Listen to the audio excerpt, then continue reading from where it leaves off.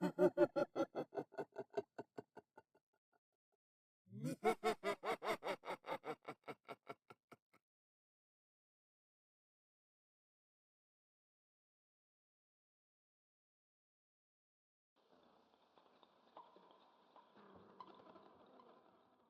almost canceled.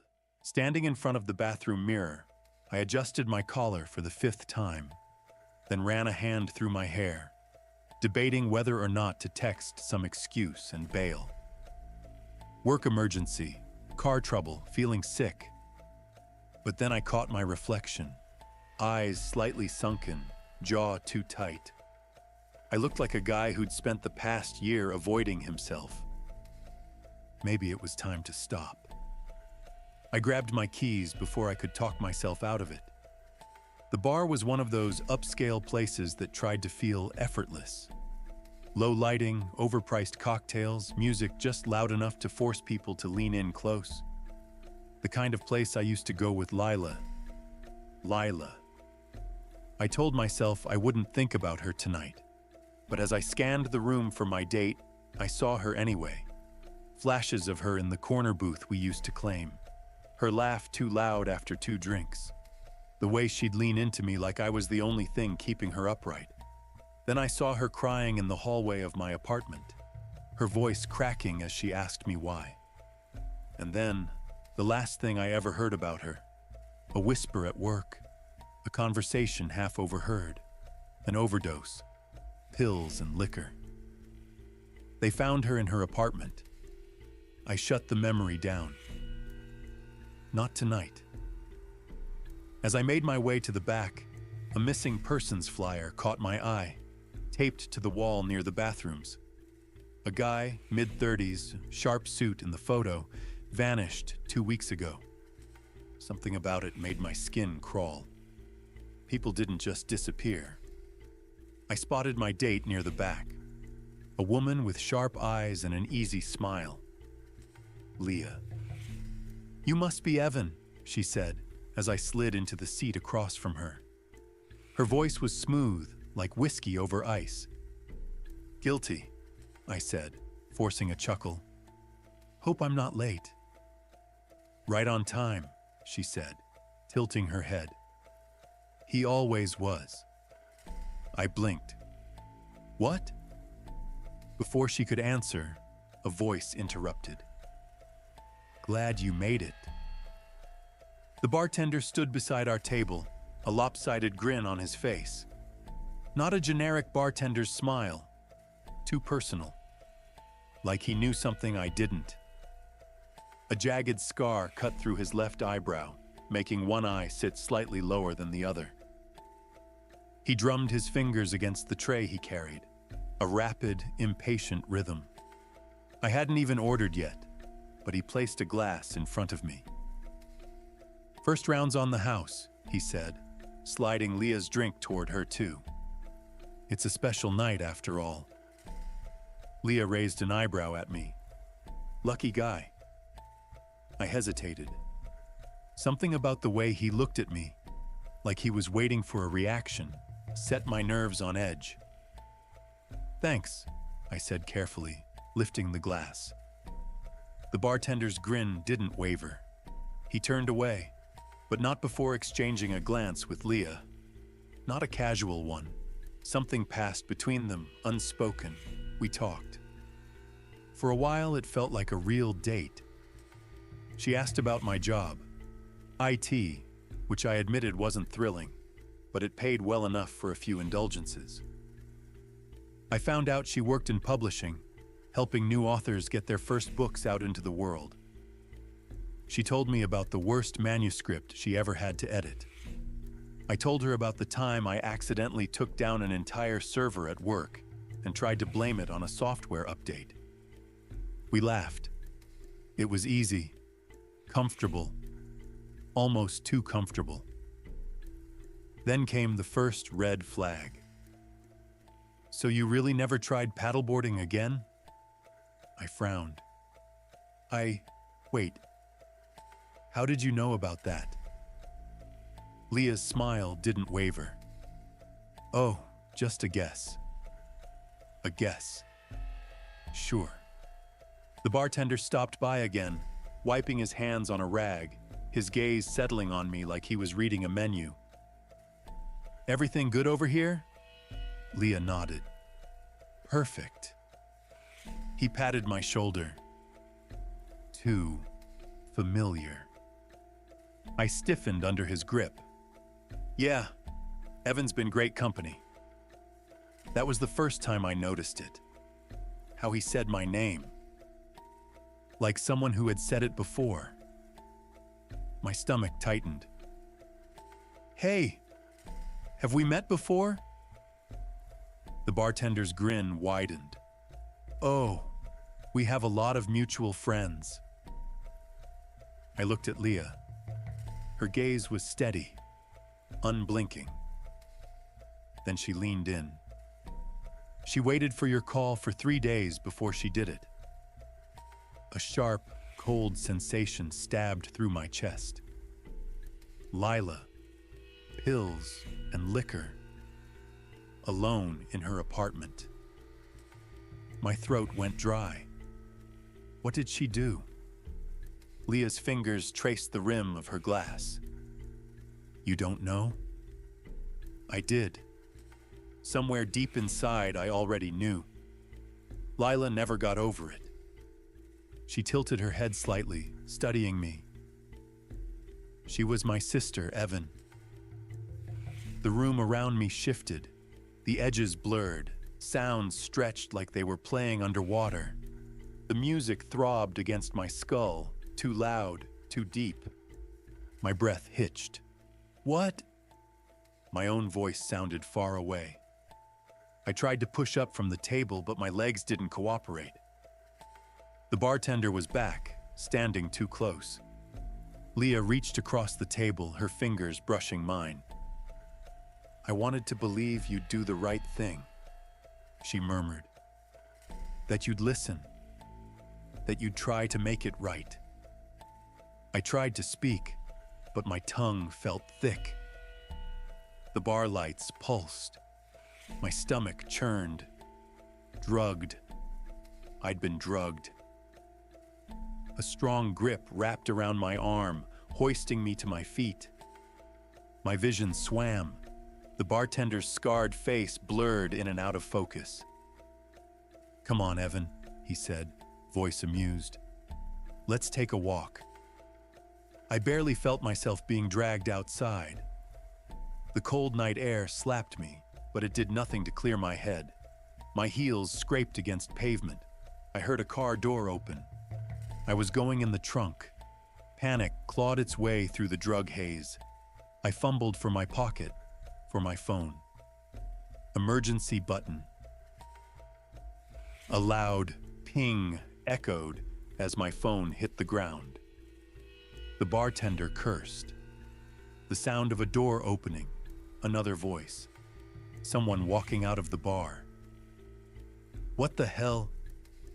I couldn't see him, but I heard the shift in Leah's tone. Nervous, unsure. The bartender's grip tightened. Then they let go. A hand gripped my shoulder, rolling me onto my back. Blinding white light. Someone checking my pulse.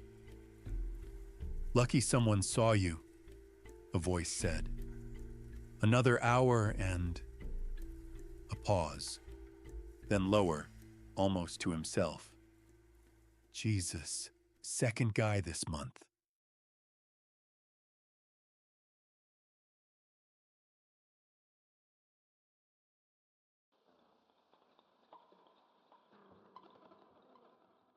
I hadn't been on a date in 3 years. Not since my last relationship imploded, leaving me with a crater where my self-esteem used to be. But here I was, sitting at a quiet, upscale restaurant, trying to convince myself this wasn't a mistake. I stirred my drink, watching the ice spin. The restaurant was elegant but eerily quiet. Just a low murmur of conversation, the clink of silverware against porcelain. Something about it felt staged, like an expensive set piece rather than a real place. Then he arrived. Marcus. That was the name he had given me. Tall, clean-shaven, dressed in a dark suit that fit just a little too perfectly. His presence was immediate, like he belonged here in a way I never could. He smiled as he slid into the seat across from me, and for a brief moment I felt an irrational sense of relief. "Amira," he said, his voice rich, warm. "It's good to see you again." I blinked. "Again?" His smile didn't falter. "First date jitters, huh?" He leaned forward slightly, hands folded neatly on the table. "Don't worry, I'll remind you." Then he did. Piece by piece, Marcus unraveled me. The song I played on repeat in high school. The way I used to bite my nails before switching to chewing gum. My childhood fear of deep water, even though I'd never nearly drowned.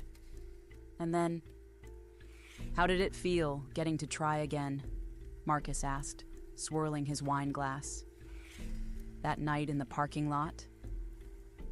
A cold spike of memory hit me. The crash. My hands slick on the wheel, headlights screaming toward me, the certainty that I wouldn't survive. Except I had. I had walked away. No wreckage. No hospital visit. And I had told myself I was just lucky.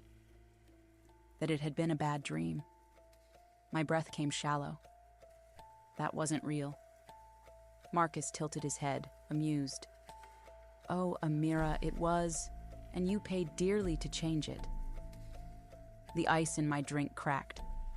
The second I stood up, I knew it was a mistake.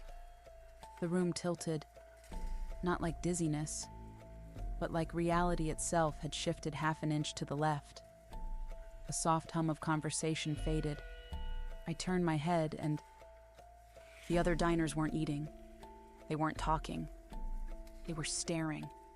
A dozen eyes locked on me, faces frozen in expressions that weren't quite right, lips too still, hands placed just so on the table as if they'd been posed. And then they blinked, in unison. Marcus exhaled, almost disappointed.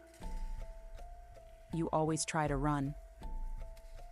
I backed away, knocking into the chair. I don't know you." "Yes, you do."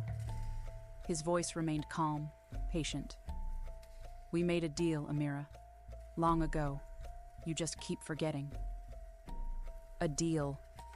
The word hit me like a drop of ink in water, memories spreading, staining. I had bargained away my years, piece by piece, for chances to redo my worst mistakes. I had been here before. I had been here dozens of times. And every time I forgot.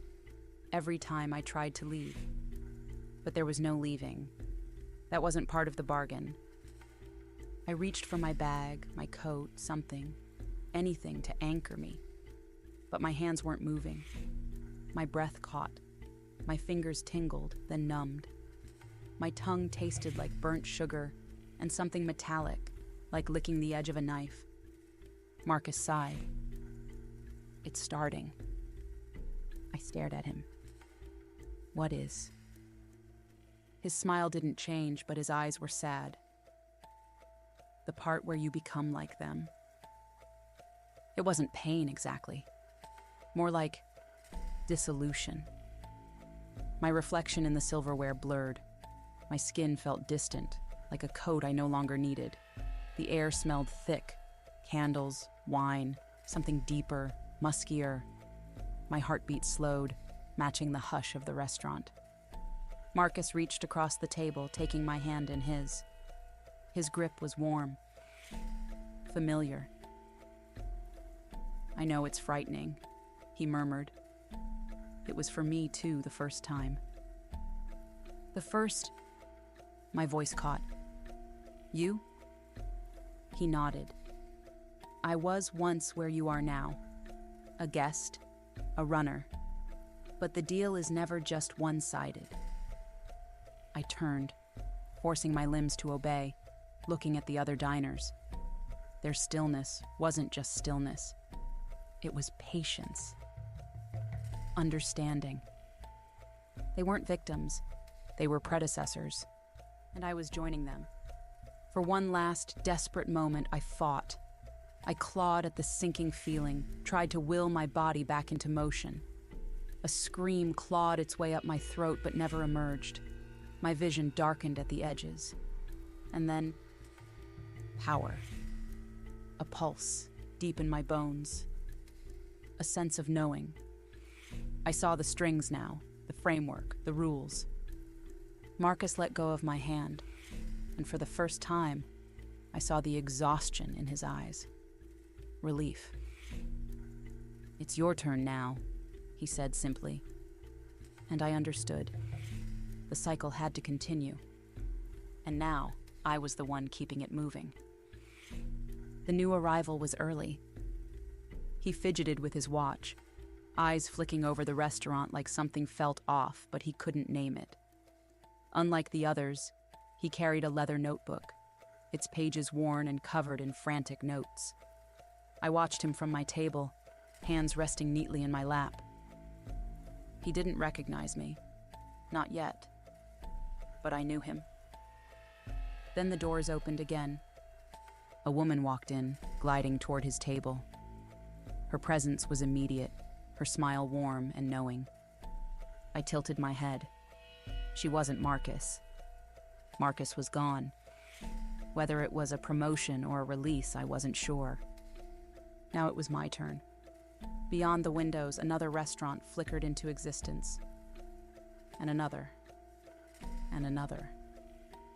The cycle was growing, expanding. And somewhere, beyond the veil of forgotten deals and fading memories, a single question lingered.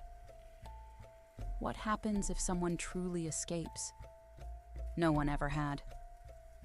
But maybe, just maybe, this time would be different.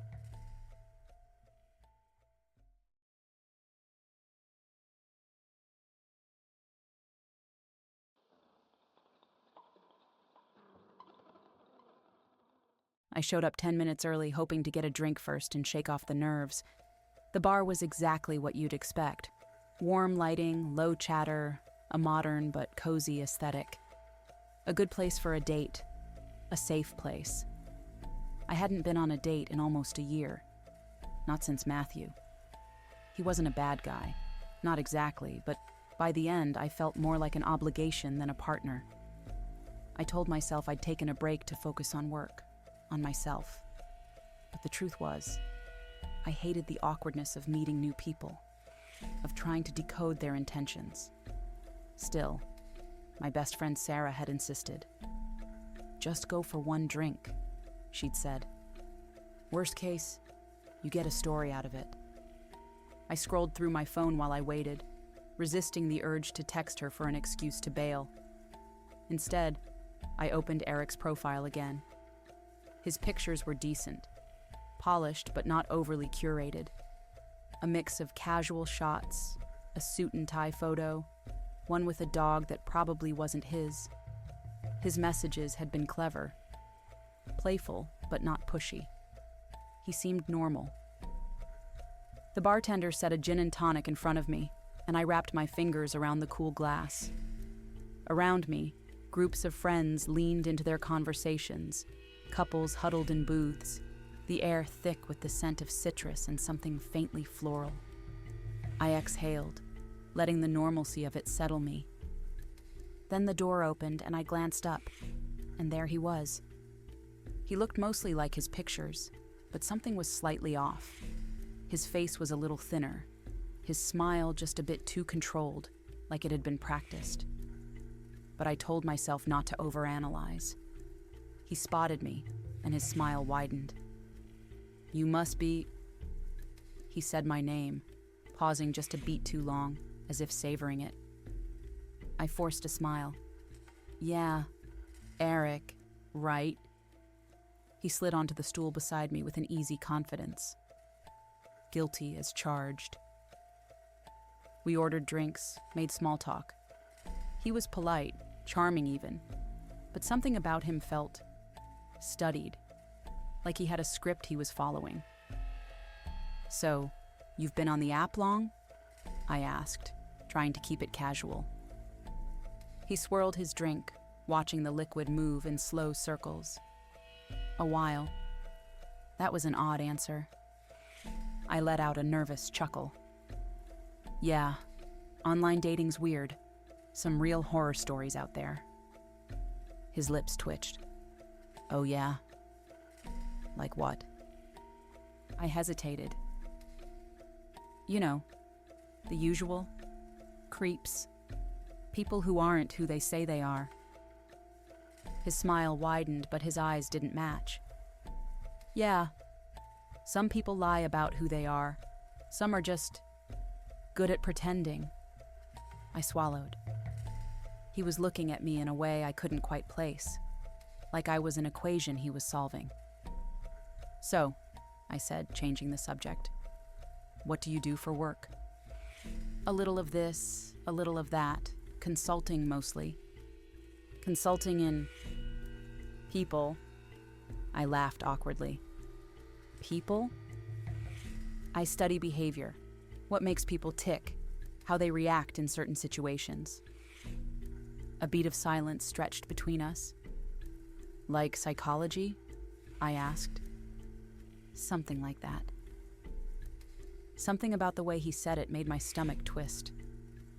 You ever think about how easy it is to disappear? He asked suddenly, tapping his fingers against his glass. Like, if you went missing tonight, how long would it take for someone to notice? A sharp chill threaded down my spine. My friends would notice. My job, too. He nodded slowly. That's good. You're accounted for. I forced a laugh. That's a weird thing to say. He tilted his head. Is it? I just think about these things. How connected we all are, and yet how easy it is to slip through the cracks. I glanced around the bar, suddenly feeling like the space had shrunk. The warm glow of the lights now felt oppressive, the low hum of conversation, a dull roar in my ears. I needed to leave. The night air was sharp against my skin, but I barely felt it. My breath came shallow, my pulse hammering so hard I could hear it in my ears. I told myself to walk normally, not to rush. If I ran, he'd know I was afraid. If I ran, he might chase me. The street was quieter than I wanted it to be. A couple walked arm in arm up ahead, their laughter echoing off the buildings. A few smokers huddled outside a different bar, their faces ghostly in the glow of neon signs. Not enough people to disappear into, but enough that I wasn't alone. Not yet. I checked my phone, pretending to scroll, using the dark screen to steal a look behind me. Eric was there, walking at a casual pace, hands in his pockets, eyes fixed on me, not rushing, not calling after me, just keeping pace. Too close to be a coincidence. My stomach twisted. Maybe he was just leaving at the same time. Maybe this was nothing. Maybe I was overreacting. My rational brain told me not to panic, but something deeper, more primal, screamed at me to move. I turned the corner onto a side street, a little darker, a little quieter. I quickened my pace, pressing my phone into my palm so hard my fingers ached. Just keep walking. Just get to the main road. Then I heard them. Footsteps. Not hurried, not running. Just deliberate. Measured. Getting closer. A cold sweat prickled at my skin. I swallowed hard, forcing myself not to turn around. If I saw him, if I met his eyes, this would become real in a way I wasn't sure I was ready for. A block ahead, I spotted an open convenience store. Fluorescent lights spilled onto the sidewalk, a lone cashier leaning on the counter inside. Safety. I made a beeline for the entrance, my fingers already pulling the door handle. Hey. Eric's voice, right behind me. I froze. He wasn't supposed to be this close. My stomach twisted. "You left so quickly," he said, his tone light, like we were old friends running into each other by accident. I didn't get to say goodnight. I forced a smile, even as my skin crawled. "Yeah, sorry, long day. I just need to grab something real quick." He didn't move, just stood there, watching me. I hesitated, pulse screaming at me to run. If I went inside, I'd be trapped in an empty store with just one other person. If I kept walking, he'd keep following. Think. Then movement, a car slowing down on the curb, a rideshare, someone getting out. I turned on instinct, lifting my hand in a half wave, half signal. "Hey, over here!" I called, acting like I knew the passenger. A guy stepped out, blinking at me in confusion, but he hesitated just long enough for me to rush past him and climb into the car before the next rider could. "Hey, can you drive?" Please, just go," I gasped, slamming the door shut behind me. The driver, an older woman, glanced at me through the rearview mirror, frowning. "You okay?" I nodded too quickly. "Yeah, please, can we go? Now?" She shifted into gear, pulling away from the curb. As we merged into traffic, I risked one last look out the back window. Eric stood on the sidewalk, hands still in his pockets, smiling. At first, I told myself I was imagining things. The feeling of being watched, the flicker of movement in my peripheral vision, the sense that someone had been near my door while I slept. I convinced myself it was paranoia, leftover adrenaline from that night. But then came the messages. Anonymous accounts, no profile pictures. "Nice to see you again." The phone calls, a number I didn't recognize, always hanging up after one ring. The footprints outside my apartment. One night, a package arrived with no return address. Inside, a single cocktail napkin from the bar we met at. Written on it, in neat, deliberate handwriting, "You made it to your second drink after all." I dropped it like it burned me, my breath catching in my throat. My heart slammed against my ribs as I stared at the napkin, willing it to disappear. My hands shook as I grabbed my phone and pulled up my social media. That's when I saw it. A single like on a post from weeks ago, one of the few public ones I had left. A picture of my street, taken during golden hour. I had geotagged it without thinking. That was how he found me. My fingers moved on autopilot, locking down my accounts, scrubbing my presence from anything remotely personal. My hands still trembled as I deleted my dating app profile, my stomach twisting at the realization I had let him in. My door was already locked, but I checked it again. Then again. I closed the blinds, peeking out into the street below. No sign of him. Not yet. Then my phone buzzed. A new message request. No profile picture. No name. Just 3 words. "See you soon." I slammed my phone face down on the counter, every inch of me buzzing with panic.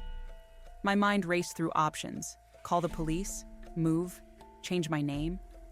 But what could I even report? A napkin? A text? Instead, I grabbed my laptop and ordered a security system. Changed my number. Wiped my social media. And then, I sat on my couch, staring at the locked door, waiting and watching the shadows.